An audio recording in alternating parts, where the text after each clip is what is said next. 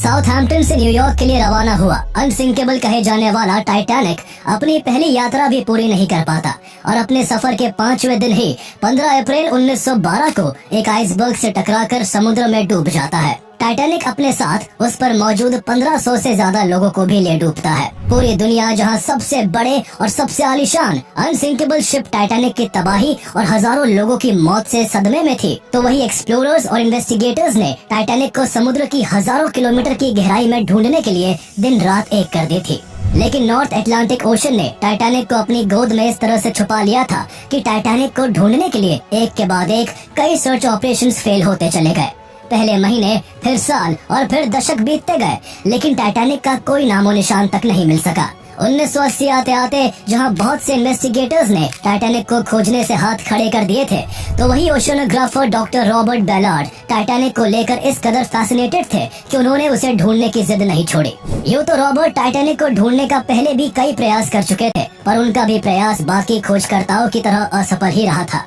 लेकिन वो अपने मिशन पर डटे रहे और इसी को लेकर उन्होंने 1982 में यूएस नेवी को साथ लेकर अपनी खोज को और तेज कर दिया। आखिरकार रॉबर्ट और उनकी टीम की मेहनत रंग लाई और टाइटैनिक को 1985 में ढूंढ लिया गया। डूबने के 73 साल बाद टाइटैनिक जब पहली बार दुनिया की नजर में आया तो देखने वालों के होश उड़ गए। कभी दुनिया का सबसे खूबसूरत और सबसे आलीशान रहा टाइटैनिक समुद्र में 12,400 फीट नीचे अटलांटिक ओशन के खारे पानी और बैक्टीरिया से अपने अस्तित्व की लड़ाई लड़ रहा था। लेकिन सोचने वाली बात यह है कि आखिर टाइटैनिक को ढूंढने में 70 साल से भी ज्यादा का वक्त क्यों लग गया। आखिर रॉबर्ट बेलार्ड ने टाइटैनिक को कैसे खोजा? टाइटैनिक के मलबे की जांच करने पर ऐसा क्या पता चला जिससे उसके डूबने का एक खास कारण सामने आया। 400 miles off the coast of Newfoundland, the great ship went down after striking an iceberg. Never a trace was found. The mighty ship went down in less than 3 hours. More than 1,500 people died. Only 713 survived. It took researchers decades to find the doomed ocean liner. Scientists have even seen the iceberg damage that doomed the Titanic. It's so huge that in the boom, cameras can only ever show us tantalizing snapshots of the decaying ship, never the whole thing. Just could not believe that this magnificent ship, which is the most magnificent ship in this day, could actually sink. डूबने के बाद Titanic की तबाही उसकी खूबसूरती और बनावट से भी ज्यादा मशहूर हो चुकी थी। ऐसे में कोई भी उसे समुद्र से ढूंढ निकालने की बात करके अखबारों की हेडलाइंस में आ सकता था। इसीलिए टाइटैनिक के डूबने के तुरंत बाद से ही उसको समुद्र की गहराई से निकालने का मिशन शुरू हो गया। दरअसल एक्सप्लोरर्स टाइटैनिक को ढूंढ निकालने को लेकर इसीलिए भी उम्मीद से भरे हुए थे क्योंकि टाइटैनिक ने डूबने से पहले कारपेथिया शिप को जो डिस्ट्रेस सिग्नल्स भेजे थे, उसके जरिए उसकी लोकेशन के कोऑर्डिनेट्स कारपेथिया के पास मौजूद थे। उन्हीं को फॉलो करते हुए कारपेथिया शिप ने टाइटैनिक के 700 से ज्यादा सर्वाइवर्स तक पहुंचकर उन्हें रेस्क्यू किया था। इसलिए सभी का अनुमान था कि डिस्ट्रेस सिग्नल से मिले कोऑर्डिनेट से जब टाइटैनिक से उतारी गई लाइफ बोट्स को ढूंढ लिया गया था तो टाइटैनिक भी उसी लोकेशन के आसपास ही कहीं होगा। लेकिन लोग इस बात को नजरअंदाज कर रहे थे कि कारपेथिया को डिस्ट्रेस सिग्नल टाइटैनिक के डूबने से 2 घंटे पहले रिसीव हुआ था और इन 2 घंटों में डूबता हुआ टाइटैनिक ना जाने समुद्र के किस कोने में कितनी गहराई में पहुंच चुका था, इसका उन्हें कोई अंदाजा भी नहीं था। इसके अलावा अगर डिस्ट्रेस सिग्नल की पोजीशन पर भी जहाज के मलबे की खोजबीन की जाती तब भी वहां सर्च ऑपरेशन कर पाना बेहद मुश्किल था। एक तो नॉर्थ अटलांटिक ओशन के उस एरिया में वेदर कंडीशंस इतनी अबनॉर्मल है कि वहां रहकर इतने बड़े टास्क को कर पाना किसी भी तरह से आसान नहीं होता। दूसरी बात ये थी कि उस समय इतने एडवांस टूल्स का इन्वेंशन नहीं हुआ था जिनके जरिए समुद्र की हजारों किलोमीटर की गहराई में टाइटैनिक के मलबे को ढूंढा जा सके।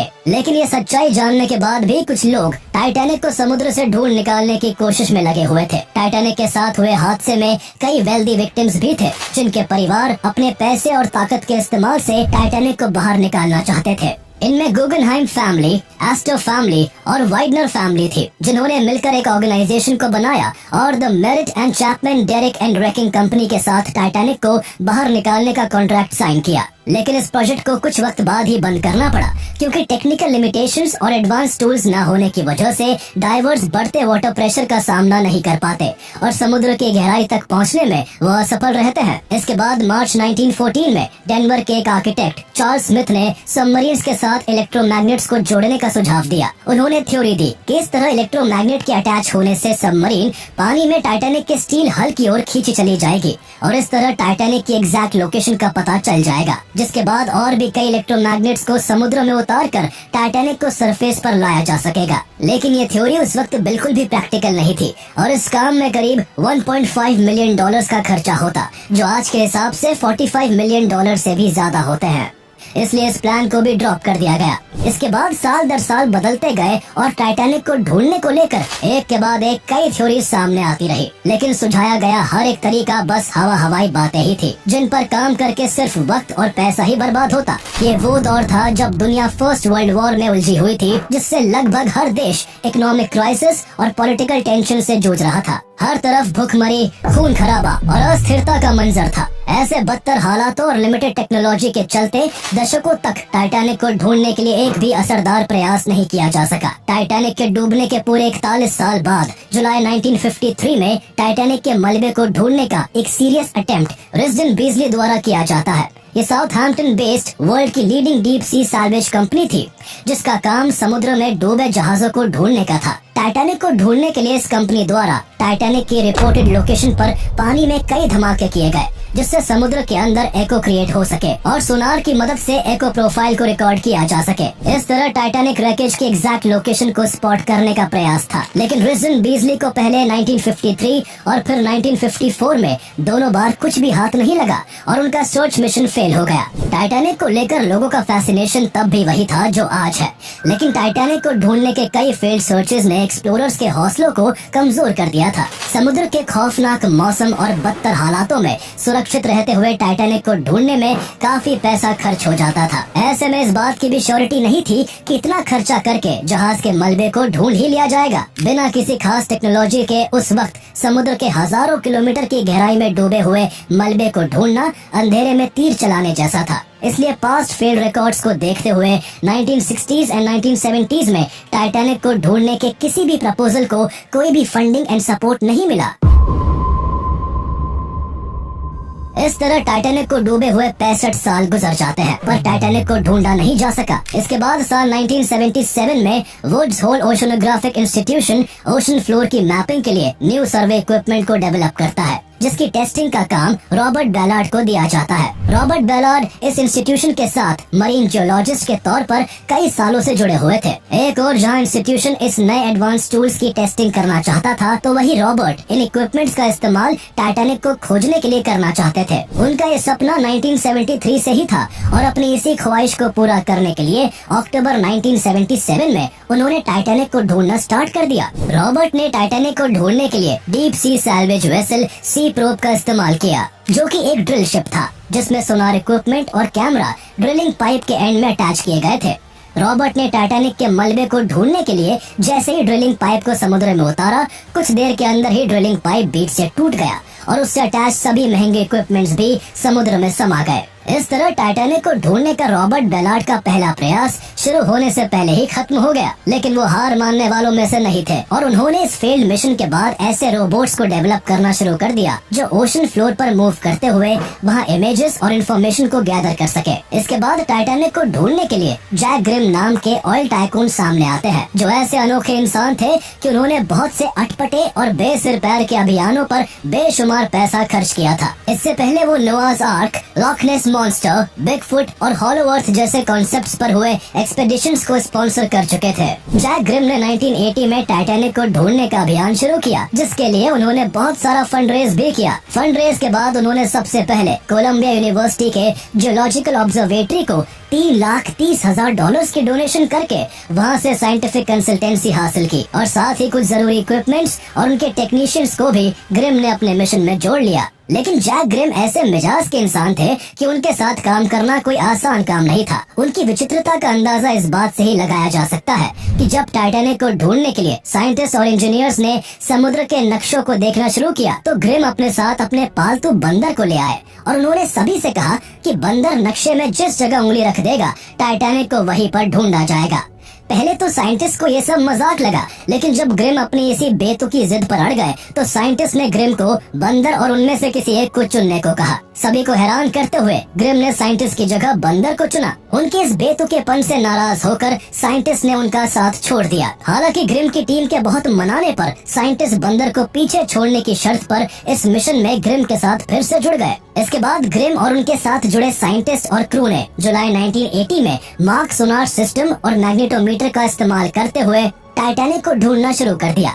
जहां सोनार सिस्टम का काम ओशन फ्लोर की मैपिंग करना था, तो वही ऑन बोर्ड मैग्नेटोमीटर का काम ओशन फ्लोर पर किसी भी मेटल की प्रेजेंस को आइडेंटिफाई करना था। लेकिन इस दौरान ग्रिम और उनकी टीम को दोहरी मुश्किलों का सामना करना पड़ा। एक तरफ जिन इक्विपमेंट्स का यूज किया जा रहा था वो अब तक टेस्टेड नहीं थे, तो वही समुद्र के खराब मौसम ने इस टास्क को और भी डिफिकल्ट कर दिया था। यही वजह थी कि ग्रिम को ये पहला एक्सपेडिशन 3 हफ्ते के अंदर ही बंद करना पड़ा। लेकिन इस फेल्ड मिशन में भी मार्क सोनार सिस्टम ने करीब 500 स्क्वायर माइल्स का एरिया स्कैन कर उन 14 पॉसिबल टारगेट्स को आइडेंटिफाई कर लिया था जहां टाइटैनिक के होने की उम्मीद जताई जा रही थी। हालांकि समुद्र के तूफान के चलते इस दौरान ऑन बोर्ड मैग्नेटोमीटर बिना किसी काम आए ही तबाह हो चुका था। इसके बाद जैक ग्रिम जून 1981 और जुलाई 1983 में अपनी टीम के साथ 2 बार और टाइटैनिक की खोज शुरू करते हैं, जिसमें उन 14 पॉसिबल टारगेटेड एरियाज को भी सर्च किया जाता है। लेकिन टाइटैनिक ना जाने समुद्र के किस कोने में दुनिया की नजर से छिपकर बैठा था कि जैक ग्रिम के 3 बार के प्रयास के बाद भी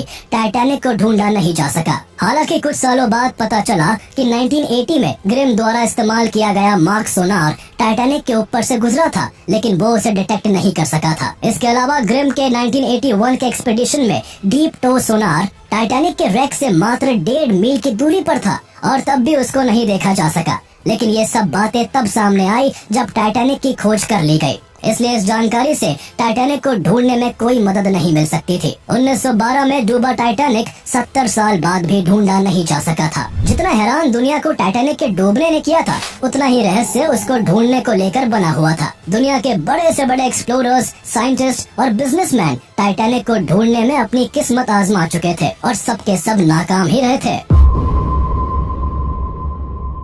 लेकिन रॉबर्ट बेलार्ड वो शख्सियत थे जो अपने 1977 के फेल्ड सर्च की गलतियों से सीखते हुए टाइटैनिक को खोजने के लिए अपनी तैयारी को और भी मजबूत करने में जुट गए थे। जब टाइटैनिक की सर्च को लेकर 1980 से 1983 के बीच जैक ग्रिम द्वारा किए गए हर प्रयास को न्यूज़पेपर और डॉक्यूमेंट्री में बताया जा रहा था, तब रॉबर्ट भी इस पूरे प्रोसेस पर नजर बनाए हुए थे। वो अपने नेक्स्ट सर्च के लिए बेहतर स्ट्रेटेजीज को प्लान करते हुए एक ऐसी सबमर्सिबल टेक्नोलॉजी डेवलप करना चाहते थे जिसे रिमोटली कंट्रोल किया जा सके और जो ओशन फ्लोर पर मूव करते हुए वहाँ की इमेजेस और सैंपल्स को कंट्रोल रूम तक ट्रांसमिट कर सके।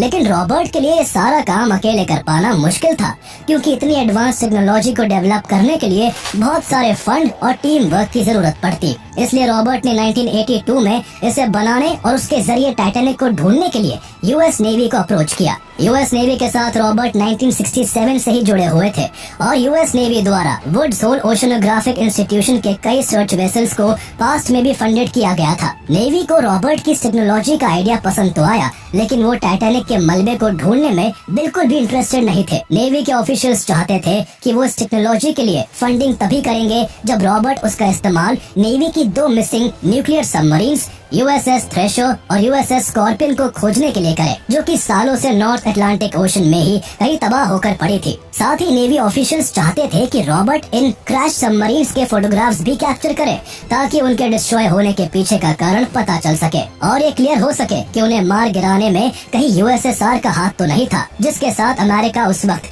कोल्ड वॉर में उलझा हुआ था। इस पूरे मिशन को सीक्रेट रखने की सख्त हिदायत देते हुए नेवी की तरफ से रॉबर्ट को ये छूट दी गई कि अगर उन्होंने नेवी का दिया टास्क तय वक्त से पहले कर दिया तो वो उसके बाद टाइटैनिक को भी ढूंढ सकते हैं। हालांकि नेवी ऑफिसर्स को डाउट था कि रॉबर्ट इतने कम समय में इतने टास्क एक साथ कर पाएंगे, लेकिन रॉबर्ट हर शर्त को मानकर सबमर्सिबल टेक्नोलॉजी को बनाने में जी जान से जुट गए और कुछ ही वक्त में उन्होंने वुड्स होल ओशनोग्राफिक इंस्टीट्यूशन के साथ मिलकर इसे तैयार कर लिया। इस सबमर्सिबल को आर्गो का नाम दिया गया, जो कि 15 फीट लंबा, 3.5 फीट ऊंचा और 3.5 फीट चौड़ा था। रॉबर्ट ने एक ऐसा सिस्टम डेवलप कर कर लिया था, जिससे ओशन फ्लोर पर मौजूद हर छोटी से छोटी चीज को कंट्रोल रूम में ही रहकर स्क्रीन पर साफ साफ देखा जा सकता था। इस टेक्नोलॉजी के डेवलप होने के बाद 1984 में यूएस नेवी ने रॉबर्ट और उनकी टीम को अटलांटिक ओशन में सबमरीन्स के रैक को ढूंढने के मिशन पर भेज दिया, जिसके चलते कुछ ही वक्त के अंदर रॉबर्ट ने आर्गो का इस्तेमाल करके नेवी की डूबी हुई न्यूक्लियर सबमरीन्स के मलबे को ढूंढ निकाला। रॉबर्ट का बनाया हुआ आर्गो यूएस नेवी के लिए तो कामयाब हो गया था, लेकिन इस दौरान रॉबर्ट को टाइटैनिक के सर्च के लिए जरा भी टाइम नहीं मिल सका, जिसके लिए उन्होंने उस सिस्टम को डेवलप किया था। रॉबर्ट बैलार्ड को टाइटैनिक को खोजने का सही मौका तब मिला जब उन्हें यूएस नेवी ने फिर से 1985 में यूएसएस स्कॉर्पियन के रैक की मैपिंग के लिए भेजा। इस बार नेवी की तरफ से उन्हें ये भी छूट दी गई कि बचे हुए समय में वो टाइटैनिक की खोज कर सकते हैं। अब रॉबर्ट के पास उनकी डिजाइन की गई टेक्नोलॉजी भी थी और नेवी द्वारा दी गई सहूलियत भी। बस अब उन्हें जरूरत थी तो कुछ और लोगों की जो उनके इस काम में उनकी मदद कर सके। वो इस मौके को सही से भुनाना चाहते थे, इसलिए उन्होंने अपने साथ French national institute of oceanography को जोड़ लिया, जिसे जॉन लुई मिशेल लीड कर रहे थे। टाइटैनिक को खोजने के लिए इस मिशन को 2 फेज में बांटा गया, जिसमें 100 स्क्वायर माइल्स का एरिया सर्च करना था। फर्स्ट फेज में मिशेल और उनकी टीम को अपना सर्च ऑपरेशन करके कुछ पॉसिबल टारगेट्स को आइडेंटिफाई करना था, तो वही सेकंड फेज में रॉबर्ट और उनकी टीम को उन टारगेट्स को चेक करना था। जहां रॉबर्ट नेवी के काम में लग गए, जिसमें उन्हें यूएसएस स्कॉर्पियन के रैक को मैप करना था, तो वही 1 जुलाई 1985 को मिशेल ने सोनार सिस्टम SAR का इस्तेमाल करते हुए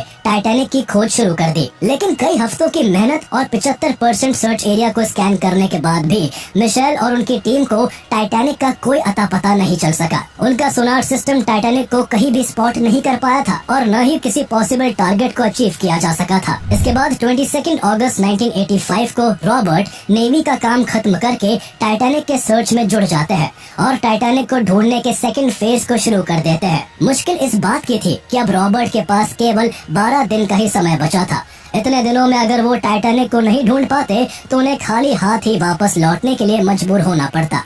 एक के बाद एक टाइटैनिक के फील्ड सर्च मिशंस और केवल 12 दिन के समय ने रॉबर्ट को परेशानी में जरूर डाल दिया था, लेकिन उन्हें अपने आर्गो पर पूरा विश्वास था। केवल 12 दिन के समय में टाइटैनिक को ढूंढने के लिए रॉबर्ट ने यूएस नेवी की यूएसएस स्कॉर्पियन सबमरीन को ढूंढने के अनुभव का इस्तेमाल करते हुए एक इफेक्टिव प्लान बनाया। उन्होंने तय किया कि वो टाइटैनिक के मेन पार्ट यानी उसके हल को ढूंढने के बजाय समुद्र में टूटकर बिखरे उसके छोटे छोटे टुकड़ों को खोजना शुरू करेंगे, जिन्हें ढूंढ लेने के बाद टाइटैनिक भी आसानी से ढूंढ लिया जाएगा। उन्हें अब ये भी पता था कि जिस रात टाइटैनिक डूबा था उस वक्त समुद्र के पानी का बहाव साउथ की डायरेक्शन की ओर था, इसलिए पूरी पॉसिबिलिटी थी कि टाइटैनिक के टुकड़े टूटकर साउथ की दिशा में ही बहते चले गए होंगे। इसलिए उन्होंने इन सभी बातों को ध्यान में रखते हुए उस रिमेनिंग सर्च फील्ड में आर्गो की मदद से टाइटैनिक को ढूंढना शुरू कर दिया, जिसे मिशेल द्वारा सर्च नहीं किया गया था। रॉबर्ट और उनके क्रू ने आर्गो को पायलट करना शुरू किया, जो कि ओशन फ्लोर पर मूव करते हुए वहाँ की लाइव वीडियो कंट्रोल रूम की स्क्रीन तक पहुँचा रहा था। देखते देखते कई दिन गुजर गए, लेकिन आर्गो से रिसीव होने वाली पिक्चर्स में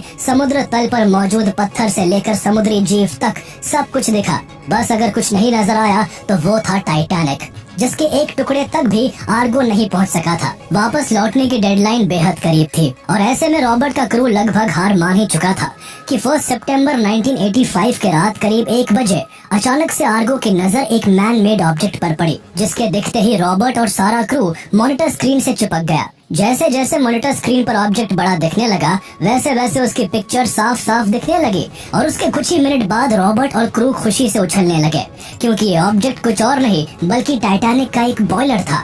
बॉयलर को स्पॉट करने के बाद आर्गो आगे की तरफ मूव करता गया और कुछ ही देर बाद टाइटैनिक का रैक भी क्रू को स्क्रीन पर साफ साफ दिखने लगा, जिसे देखते ही उनकी खुशी का ठिकाना नहीं रहा। रॉबर्ट और उनका क्रू खुशी से झूम उठा। उनका मिशन डेडलाइन के बिल्कुल करीब आकर ही सही पर कामयाब हो चुका था और उन्होंने टाइटैनिक को खोज लिया था। लेकिन अगले ही पल सभी की खुशी खामोशी में बदल गई जब उन्हें याद आया कि अब रात के करीब 2 बज चुके थे और ये वही समय था जब 73 साल पहले टाइटैनिक के साथ साथ 1500 से ज्यादा लोगों ने इसी समुद्र में अपनी जान गंवा दी थी।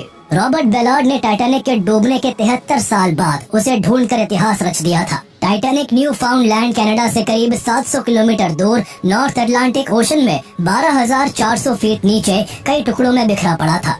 अपने जमाने का सबसे आलीशान टाइटैनिक जब 73 सालों के बाद दुनिया की नजर में आया तो देखने वाले उसकी खस्ता हालत को देखकर सिहर उठे।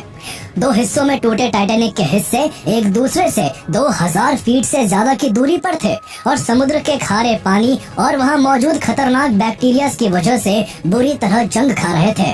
टाइटैनिक के मिल जाने के बाद उसे देखने का क्रम शुरू हुआ, जिसमें एक्सप्लोरर्स, फिल्म मेकर्स और साइंटिस्ट समेत कई मशहूर हस्तियां शुमार थी। 1997 में रिलीज हुई टाइटैनिक फिल्म के डायरेक्टर जेम्स कैमरन ने भी टाइटैनिक के मलबे का कई बार दौरा किया। एक इंटरव्यू के दौरान जब उनसे पूछा गया कि मलबे को देखने के दौरान क्या उन्हें टाइटैनिक के साथ डूबे लोगों में से किसी के रिमेनिंग्स दिखाई दिए थे, तो उन्होंने जो जवाब दिया उससे सभी के रोंगटे खड़े हो गए। उन्होंने बताया कि उन्हें किसी की बोन्स या रिमेन्स तो नहीं दिखे, पर उन्हें वहाँ 2 जोड़ी जूते दिखाई दिए, जिनमें से एक पेयर जूते एक औरत के मालूम होते थे और दूसरे किसी छोटी बच्ची के थे।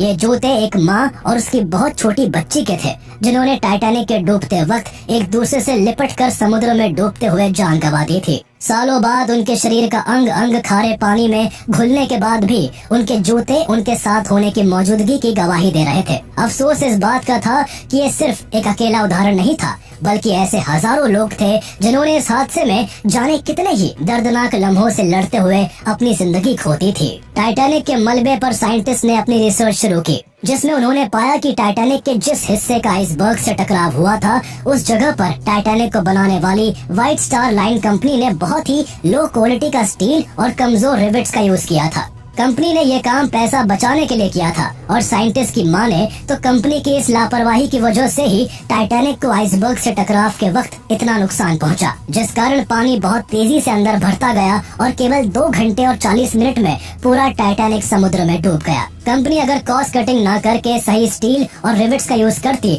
तो टाइटैनिक में पानी इतनी तेजी से नहीं भरता और जहाज बहुत देर से डूबता। अगर ऐसा होता तो शायद टाइटैनिक के डूबने से पहले ही कारपेथिया शिप वहां पहुंच जाता और हजारों बेकसूर लोगों की जिंदगी बच जाती। टाइटैनिक के मिलने के बाद जब वहां लोगों का जाना शुरू हुआ तो टाइटैनिक पर मौजूद महंगी और जरूरी चीजों को वहां से ले आया गया। टाइटैनिक से jewellery, watches, artefacts, top hats, china dinner plates और भी बहुत सारी चीजों को कलेक्ट किया गया। इसमें से बहुत सी चीजों को संरक्षित करते हुए उन्हें सार्वजनिक प्रदर्शन के लिए रखा गया, तो कुछ चीजों को महंगे दाम में बेच दिया गया, जिसमें से टाइटैनिक पर मौजूद म्यूजिशियन वॉलेस हार्टली का सिर्फ वायलिन ही 1 मिलियन पाउंड से भी ज्यादा कीमत में बिका। जहाँ इस तरह के सामानों को निकाला गया तो वही टाइटैनिक के ढूंढे जाने के बाद से उसे भी समुद्र की गहराई से एक्सपर्ट्स निकालना चाहते थे। टाइटैनिक को लेकर लोगों का आकर्षण हमेशा से रहा है, इसलिए सभी चाहते थे कि टाइटैनिक को निकालकर उसे म्यूजियम में रखा जाए। टाइटैनिक को निकालने के लिए एक्सपर्ट्स ने सैकड़ों तरीके सोचे,